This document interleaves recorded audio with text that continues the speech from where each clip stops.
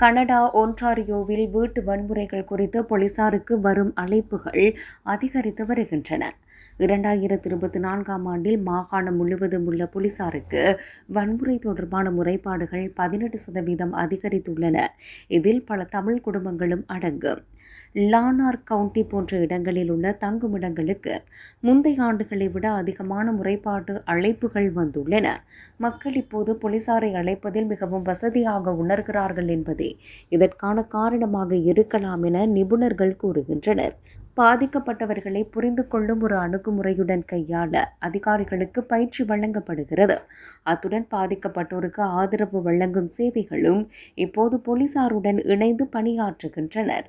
இது பாதிக்கப்பட்டவர்களை பாதுகாப்பான இடங்களுக்கு மாற்றவும் அவர்களுக்கு ஆதரவு அளிப்பதற்கும் உதவுகிறது எனவும் தெரிவிக்கப்படுகிறது. ஆனால் பல வழக்குகள் இன்னும் பதிவு செய்யப்படாமல் போகின்றன. மேலும் போலீசாருக்கான ஒவ்வொரு அழைப்பும் ஆதரவு சேவைகளுக்கு பரிந்துரைக்கப்படுவதற்கு வழிவகுக்காது.